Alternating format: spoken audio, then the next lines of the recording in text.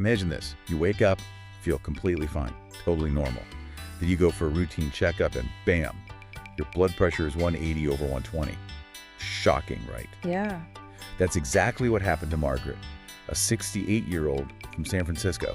Huh. She had absolutely no idea she was living with what doctors call the silent killer. It's incredibly common, that lack of awareness. It really is. And here's the thing that gets me. Nearly half of all adults over 60 have high blood pressure. And so many are, just like Margaret, completely unaware. They're missing these, crucial signals their body is sending. Exactly. The signals can be very subtle. So today, we're not just gonna, list facts. We're diving deep.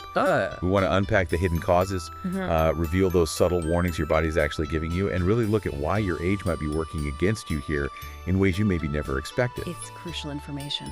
Absolutely. Because what we're about to share, it could honestly be the difference between really enjoying your golden years and, well, facing a life-threatening cardiovascular crisis. Margaret's story. Thankfully, it had a happy ending, but only because she learned what we're about to talk about. Right.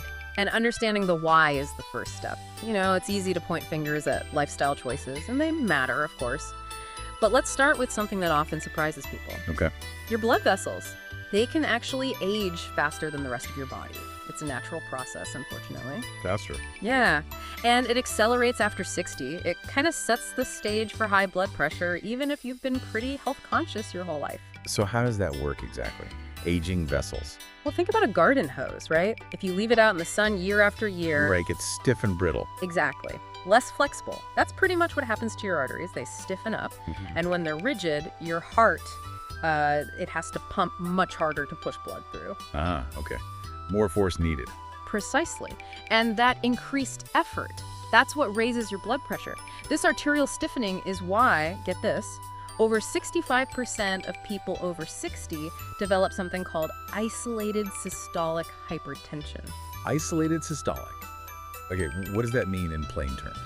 It means your top number, the systolic pressure, climbs above 130. But the bottom number, the diastolic, stays below 80. I see. So just the top number is high. Right. And it's the most common form we see in seniors. The really concerning part. It can increase your risk of stroke by up to 40%. 40%? That's huge, just from stiffening arteries that many people probably think is, just normal aging. Well, it is common with aging, but the consequences are serious. So it's not just the arteries getting older, though. What else is contributing to this whole picture? You're right, it's definitely more complex than just stiff arteries. Most cases in older adults, we call them primary hypertension. Primary, meaning? Meaning there isn't one single easily identifiable cause. It's more like a perfect storm of different factors coming together over time. Okay, like what kind of factors? Genetics play a really big role. If your parents had high blood pressure, your risk is significantly higher, especially after you hit 55 or so. And we also know that African Americans tend to face even higher risks. They often develop it earlier, and it can be more severe. So family history is key. What about lifestyle? You mentioned that earlier. Absolutely. Decades of choices really compound. Think about it, years of meals, maybe a bit too high in sodium, maybe skipping exercise more often than not, lots of stressful days. It all adds up. Plus, as we age, our kidneys, they're just not quite as efficient. Kidneys, how do they fit in? They're critical for regulating blood pressure. They help manage sodium and fluid balance. As they become less efficient, it's harder to get rid of excess sodium and keep fluids balanced, which pushes pressure up. Wow, so it's this mix of what you inherit and how you've lived, plus natural changes in organs like the kidneys. Exactly, it's a convergence. But you also hear about cases where it's caused by something else entirely, right? Like a specific condition. Yes, that's what we call secondary hypertension. It accounts for maybe 10–15% of cases. And some of these causes are really overlooked. Like what? Sleep apnea is a big one. Huge, actually, and often missed. Sleep apnea, the snoring thing. Yeah, loud snoring is a symptom. Also feeling really tired even after a full night's sleep.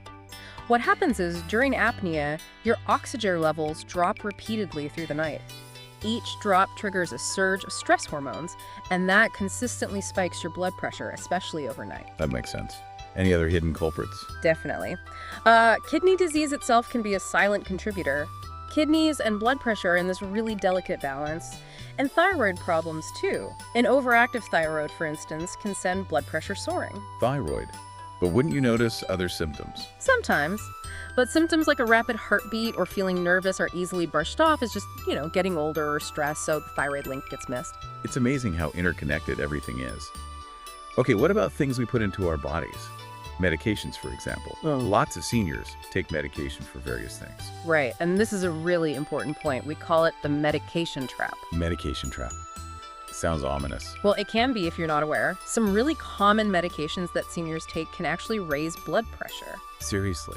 Like what? NSAIDs are a big category. That's non-steroidal anti-inflammatory drugs. Think ibuprofen, naproxen, often used for joint pain. Yeah, very common. How do they affect BP? They can cause your body to hang on to sodium in water, which directly increases blood pressure. Wow. Okay, what else? Certain decongestants can do it, some types of antidepressants, even some herbal supplements might have an impact. Herbal supplements too? Yes. That's why it's absolutely crucial to review everything you take, prescriptions, over-the-counter, supplements with your doctor or pharmacist regularly. Make sure they know the whole picture. That is such a critical piece of advice. Okay, you mentioned stress hormones with sleep apnea. What about just chronic stress, daily life stress? Many seniors deal with a lot. Oh, definitely. The stress connection is profound, and I think it's often underestimated, especially in seniors. They might be juggling health worries, financial stress, maybe loss of loved ones, changes in independence. It can be a lot. And the body reacts how? Your body reacts to chronic stress by pumping out cortisol and adrenaline. Those hormones make your heart beat faster and they constrict your blood vessels. Okay, fight or flight response. Exactly. But when it's chronic, it's constantly happening. And here's the tricky part for seniors. Those stress-induced blood pressure spikes, they can almost become permanent. Your cardiovascular system can sort of learn or remember these higher pressures and start treating them as the new normal. Wow. So the body adapts, but in a bad way. In a way that sustains the higher pressure, yes. Okay, so let's pause here. Are you starting to see how all these different things, aging arteries, genetics, lifestyle, hidden conditions, medications, stress, how they could be quietly working against you right now? It's a complex web. And the really scary part is, you could have several of these factors active in your body and feel exactly the same as you did yesterday. No obvious warning signs. That's the silent part of the silent killer. And this is important, here's what I want you to remember. Just understanding these causes, that's the absolute first step. It gives you power. We've seen so many people naturally turn their blood pressure around once they truly grasped what was going on inside their bodies. Knowledge really is power in this case. It really is. Okay, so let's shift now. We know why it's called a silent killer, the lack of obvious symptoms, like Margaret feeling perfectly normal. Exactly. Our bodies are amazing at adapting. They adjust to gradually increasing blood pressure so subtly. Like turning up the heat in a room slowly. That's a great analogy. You barely notice until you're suddenly really uncomfortable. But with blood pressure, by the time you feel uncomfortable or have noticeable symptoms, silent damage might have already been happening. Damage to what? To the heart muscle itself, to the kidneys, the brain's blood vessels, even your eyes. Okay. So, what subtle signs might someone notice? Things that are easy to dismiss. Right. Your body does try to send signals, but they often get mistaken for just, getting older. Like what? Give us some examples. Okay, morning headaches. That's a common early one. Morning headaches. How are they different? They tend to be at the back of the head, more of a dull, persistent pressure, and they often get better as the day goes on. Oh, okay. Easy to blame on a bad pillow or not sleeping well? Very easy. Another one is dizziness when standing up, especially first thing in the morning. Isn't a little lightheadedness normal sometimes when you stand up fast? A little bit, maybe, especially as we age. But if it's frequent or feels severe, like the room is spinning, that can indicate your cardiovascular system is struggling to adjust. Got it. What else? Shortness of breath. Yes, particularly during activities that used to be easy for you, like climbing a flight of stairs you always took, or going for your usual walk and suddenly feeling winded. That suggests the heart is working harder than it should be. Okay, those make sense. Things you might notice physically. What about less obvious connections? You mentioned eyes earlier. Yes, this is a fascinating one most people miss. Your eyes are like tiny windows into your cardiovascular health. How so? High blood pressure can actually damage the tiny, delicate blood vessels in the retina at the back of your eye. Often this happens before you notice any major changes in your vision. But are there any early visual signs? There can be. Things like blurred vision that seems to come and go, maybe especially when you're stressed or exerting yourself. Some people describe it as feeling like they're looking through fog. Interesting. Anything else with the eyes? Well, floaters, those little spots that drift across your vision, are common with aging. But a sudden increase in floaters, that could indicate changes in the retinal blood vessels related to hypertension. Something to mention to your eye doctor. Good to know. Okay, so those are the subtle signs. When does it become, unmistakably dangerous crisis territory? Right. When blood pressure gets really high, we're talking typically above 180 for the top number or 120 for the bottom number. Yeah. Your body just can't compensate anymore. And the symptoms become obvious. Very obvious and alarming. These are crisis symptoms, and they need immediate medical attention, like 911 immediate. Okay, what are they? Severe headaches. Not just a bad headache, but often described as the worst headache of my life. It might come with confusion or difficulty speaking. Okay, worst headache ever. What else? Nosebleeds. Frequent or really severe nosebleeds that don't have a clear cause, like dry air or bumping your nose. Nosebleeds. Yes, they can be a sign of dangerously high pressure. And then, of course, any kind of chest discomfort or pressure, especially if it comes with shortness of breath, that's a sign the heart is in serious distress. Okay, severe headache, nosebleeds, chest pain. Got it. Emergency. Absolutely. Don't wait. Now, you also mentioned brain effects earlier, even before a stroke. Can high blood pressure mess with your thinking, your mental sharpness? It absolutely can. And these cognitive warning signs are often completely overlooked or just blamed on age. Like what kind of signs? Difficulty concentrating, maybe trouble remembering things. Not just the occasional senior moment, but a more persistent pattern. It happens because reduced or inconsistent blood flow to the brain gradually affects cognitive function. Makes sense. Anything else cognitively? Feeling confused sometimes, or just generally foggy, especially maybe during stressful situations, that can indicate the brain isn't getting the steady blood flow it needs. Even changes in sleep patterns can be linked, like waking up feeling unrested even after you've slept for 7 or 8 hours. That might relate to blood pressure fluctuations during the night. And what about just feeling tired all the time? So many people say they feel exhausted as they get older. Yes, the fatigue factor. It's incredibly common, but rarely linked directly to blood pressure in people's minds. But it is linked. It can be, absolutely. Think about it. If your heart is constantly working harder, pumping blood through stiffened arteries, it's like running your car engine at really high RPMs all day long. Right, that would be exhausting. Exactly. That constant strain eventually shows up as this deep, persistent exhaustion that doesn't really get better with rest.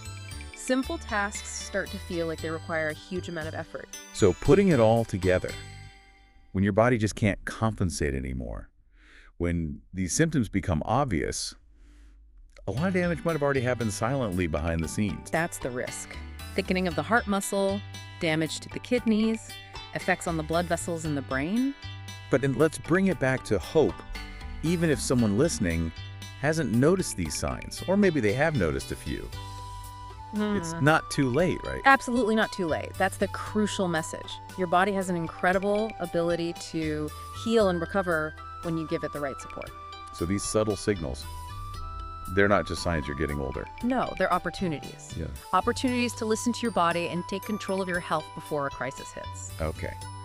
We've talked about the threats, the causes, the warnings. Let's pivot. Let's talk solutions. What can we actually do? Yes, let's get practical. Because after, 2 decades helping seniors manage their blood pressure naturally, what we've seen is that prevention, and management too, it doesn't have to mean a medicine cabinet overflowing with pills. That's right. Your body really does have these remarkable healing abilities.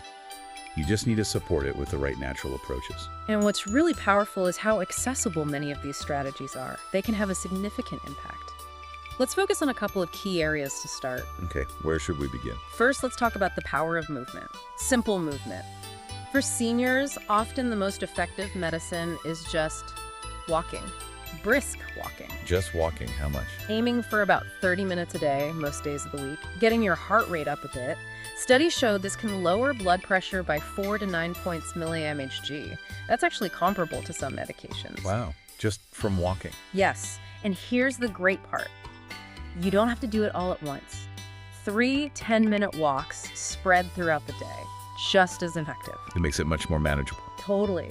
Think of that movement as sending a direct message to your arteries. It helps them become more flexible, improves circulation, and you can see benefits within weeks. Okay, walking. What's the second area? Food. Food as medicine, absolutely. But let's take a slightly different angle than just cut the salt, which everyone knows. Okay. Let's talk about potassium. Potassium is like nature's blood pressure regulator. It actually helps your body get rid of excess sodium, and it helps relax the walls of your blood vessels. Interesting. So it counteracts sodium. In a way, yes. It helps maintain that balance. And here's the kicker. Most seniors get less than half the recommended 4,700 milligrams a day. Half. Where do we get more potassium? Beyond just bananas. Bananas are good, but think bigger. Leafy greens, spinach, kale, Swiss chard are fantastic sources. Sweet potatoes, avocados, beans, lentils, they're potassium powerhouses. Okay, leafy greens, sweet potatoes, avocados. Yeah. Got it. Any other food tips? Quick one, garlic. Studies suggest garlic, especially aged garlic supplements, but fresh is good too, can lower systolic pressure by about 10 points and diastolic by about 8. 10 and 8 points just from garlic. Potentially, yes. It's a simple addition that can have a pretty significant impact for some people. Those are really practical tips on movement and food. Powerful. But what about stress? We talked about how damaging chronic stress can be. How do we manage that effectively? Yeah, managing stress is absolutely vital. And it doesn't have to be complicated. It's about finding simple, consistent practices. Like what? Meditation. Meditation is great, yes. Yeah. Even just 10 minutes of guided meditation a day, lots of good apps for that now can make a real difference. But even simpler is deep breathing. Just breathing. Conscious, deep breathing. It offers immediate benefits and long-term ones. Try this. Breathe in slowly for a count of 4, hold gently for 4, and then breathe out slowly for a count of 6. In 4, hold 4, out 6. Yep. Do that for just 5 minutes a day. It actively switches on your body's relaxation response, calming everything down. I like that. Simple, can do it anywhere. Exactly. And one more thing on stress. Don't underestimate social connection. Loneliness and isolation can actually raise blood pressure. Really? Yes. So making time for regular contact with friends, family, maybe joining a community group, that's medicine too. It's good for your heart and your mind. Okay, movement, potassium-rich foods, stress management. These are powerful natural tools, but it brings up a really important question. What if someone is already on blood pressure medication? How do these natural things fit in? That is such a critical point. The absolute #1 rule is always, always consult your healthcare provider. Okay. These natural approaches are incredibly effective, yes, but they work best when they're part of a comprehensive plan that you develop with your healthcare team. And crucially, you should never stop taking prescribed blood pressure medications on your own without medical supervision. Right. Don't just ditch the pills. Definitely not. Natural methods can complement medication. Sometimes they can even help reduce the need for medication over time, but that transition absolutely must be monitored carefully by your doctor. That makes sense. Integrate. Don't just replace unless guided by a professional. Precisely. Yeah. And remember, it's about progress, not perfection. Health transformation is built on small, consistent changes.